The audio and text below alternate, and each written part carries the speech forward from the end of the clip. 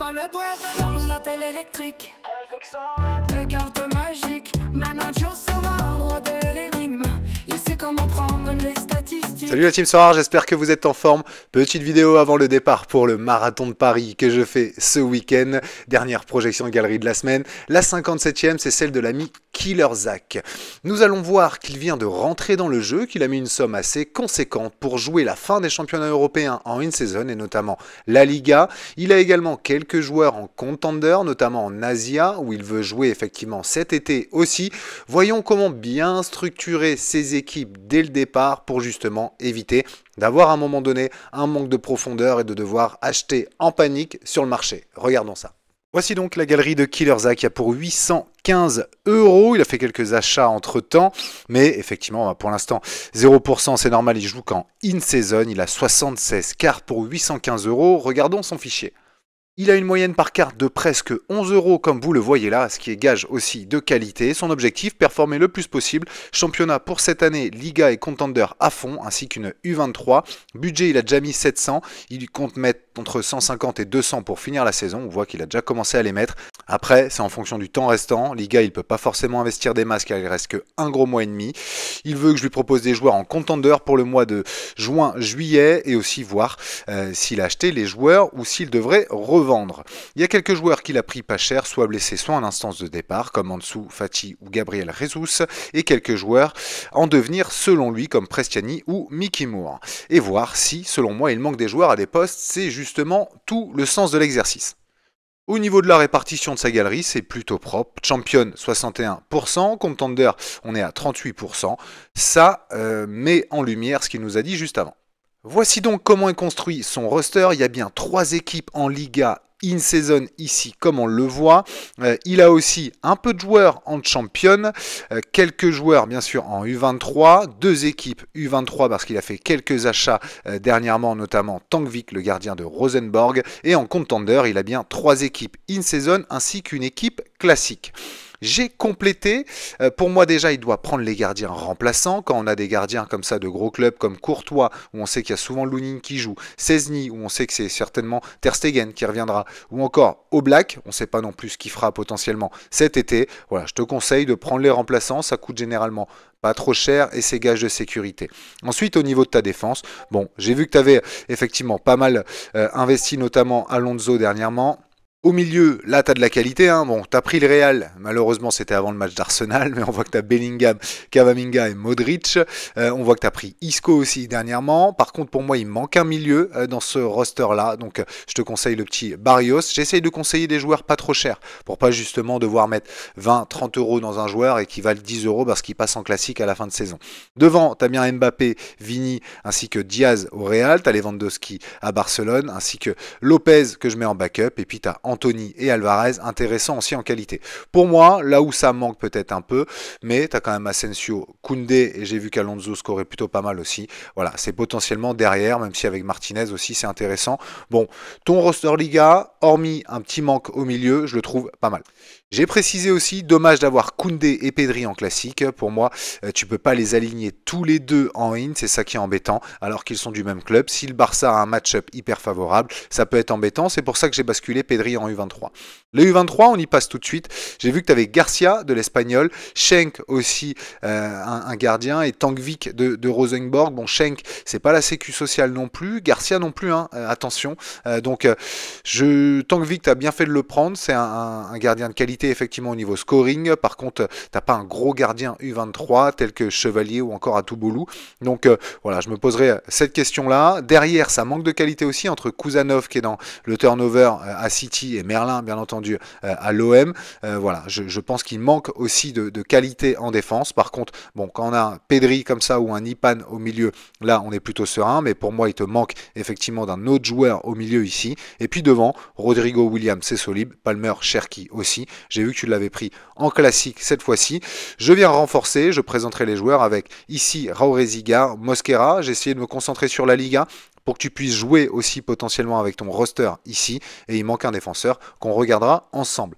Et au niveau de ta contender, c'est plutôt bien joué aussi avec voilà, Armani et Diaz, le stack défensif de River, Roro également à Boca.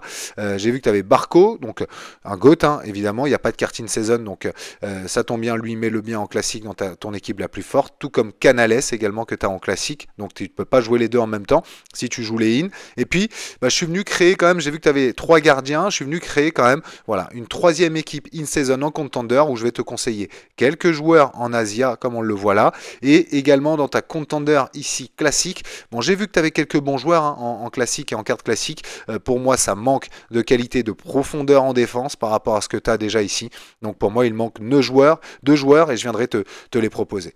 Donc, je renforce au milieu en une saison côté Asia pour aligner les calendriers. Tu as beaucoup d'attaquants aussi, hein, mais tu as peu d'Asia, 3 seulement, Cézinha, Lamas et Lingard.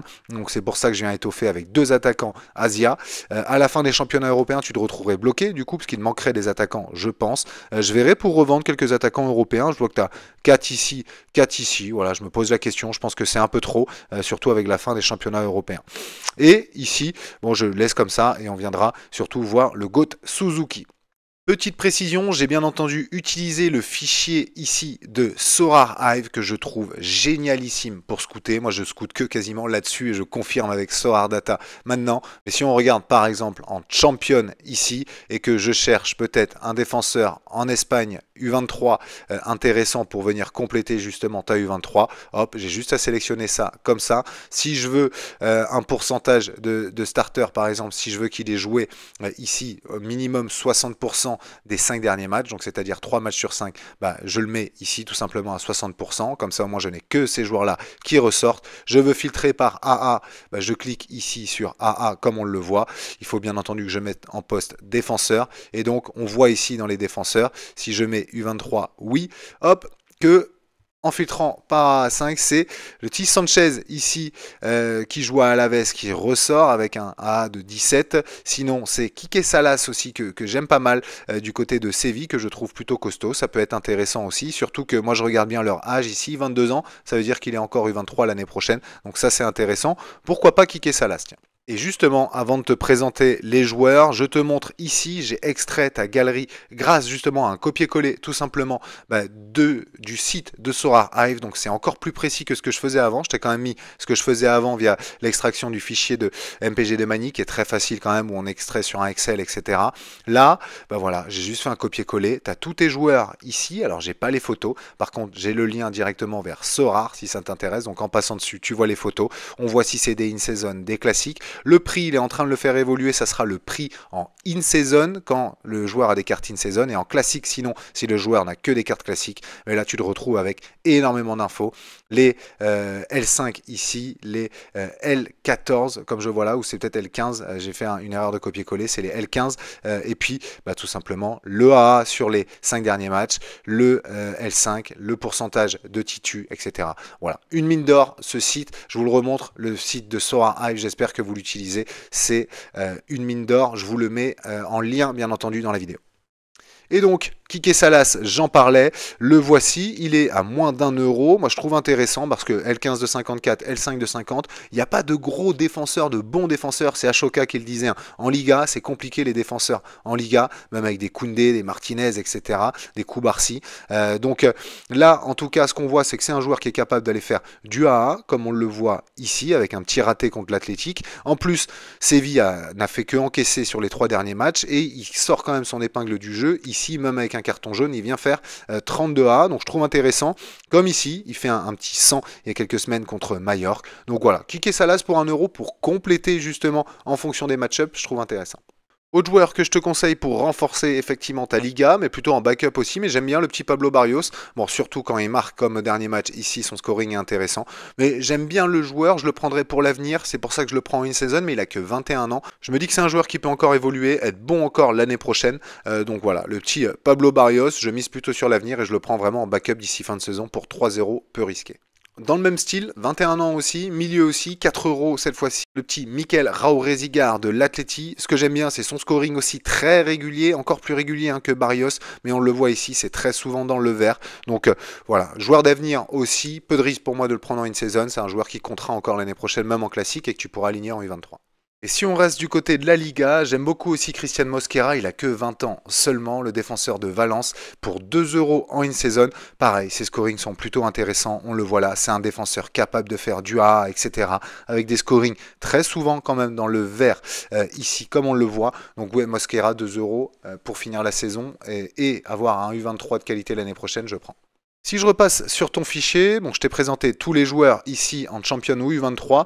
J'ai vu que tu avais du Rabiot. J'ai vu que je comprends pas l'achat de Rabiot. Battaglia, je me dis, allez, c'est peut-être un backup pour l'un des gardiens ici potentiellement. Mais Rabiot, je comprends pas trop l'achat. Soit tu le surkiffes, mais sinon il rentre pas du tout dans la stratégie. Donc logiquement, tu pourrais te créer une championne, comme on le voit ici. Maintenant, je vais pas te préconiser des joueurs. Pour moi, tous les joueurs qui ne rentrent pas dans tes rosters le week-end, tu viens les basculer comme ça dans une championne avec Battaglia. Ou une spéciale weekly aussi potentiellement, par exemple une cap 250, etc. Mais je ne viens pas acheter justement pour compléter ton roster. Pour moi, c'est vraiment un roster poubelle, si j'ose le dire. Et on passe du coup à la Contender. Je suis venu scouter un peu en Asia. J'ai trouvé des joueurs hyper intéressants au niveau scoring. Franchement, ça m'a bien plu. Moi, je la joue pas, l'Asia. Mais il y a des joueurs, je me suis dit, waouh, les scorings, c'est vraiment top. On commence. Au milieu de terrain, voici Monsieur Kim Bong-soo ici, 60 de L15, 72 de L5. Bon, le scoring est monstrueux. Il coûte 11 euros effectivement, ça m'étonne pas, mais regardez, tout est en AA, hormis ici avec une passe D. Donc ouais, je pense qu'on est sur un GOAT Asia. Moins cher, mais plutôt pas mal, avec 64 de L5. Le petit Park Tae-jun, c'est toujours agréable à dire, les noms coréens ou japonais. Mais lui, pareil, j'aime beaucoup parce que voilà, son scoring, je trouve aussi intéressant pour un milieu défensif. Ça fait pas mal de AA. Attention au DMP au dernier match, voir pourquoi, etc. Mais j'aime beaucoup ce type de joueur qui est capable d'aller quasiment chaque game week, scorer et être dans le vert. C'est gage de sécurité. Devant Tono à 2 euros, je trouve que c'est plutôt intéressant, un attaquant qui fait du A du côté de Yokohama Marinos. Alors attention, les Marinos débutent très mal la saison, comme on le voit. 2 défaites, 2 nuls ici, mais lui, par contre, il tire son épingle du jeu avec du A à chaque match pour un attaquant, ça c'est plaisant. Et du coup, quand ça score, bah, ça donne des scorings très intéressants. Donc ouais, un attaquant qui fait du A, ça se prend à 2 euros en plus. Et en attaquant justement intéressant, bah 11 euros, oui, c'est plus cher, mais normal parce que Yuki Soma aussi, ses scorings sont, comme on le voit, très très bons depuis le début de saison, sauf ici contre Kawasaki Frontal, mais Machida Zelvia, ici ça cartonne sur ce début de saison. Je pense que c'est une bonne surprise au niveau du championnat japonais, et Soma, il y est pour beaucoup quand on voit ses scorings, donc voilà. Un attaquant, je pense, intéressant à avoir, qui joue sur un côté en plus, donc susceptible de faire du A. Et pour ta contender, mais je prends bien sûr un joueur qui peut également aller en in-season, comme tu me l'as demandé. J'aime beaucoup Suzuki. Lui, ses scorings, c'est insane. L40 de 60, L15 de 68 et L5 de 65. Il coûte 12 euros effectivement. Mais regarde ça.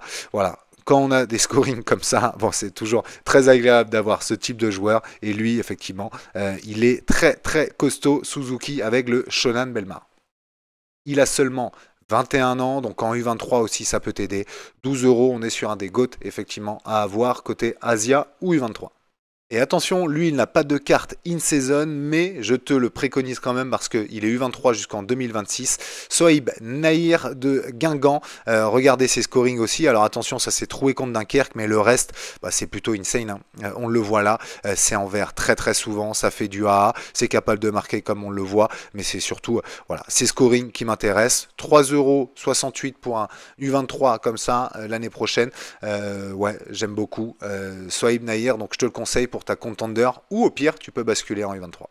Voilà donc l'ajustement que je fais effectivement pour ta galerie. Bon, tu as investi très lourd, je pense que là, et on a une nécessité de résultat pour venir rembourser tout ça, parce que tu as quand même quelques cartes qui vont perdre de la valeur hein, avec la fin de saison, bien entendu. Donc on a intérêt de gagner quand même un peu de cash d'ici la fin des championnats européens. Et puis sinon, tu as de la qualité, hein, on va pas se le cacher, tu as de la qualité, il faut renforcer un peu, avoir un peu de backup aussi avec des jeunes joueurs qui pourront éclore l'année prochaine.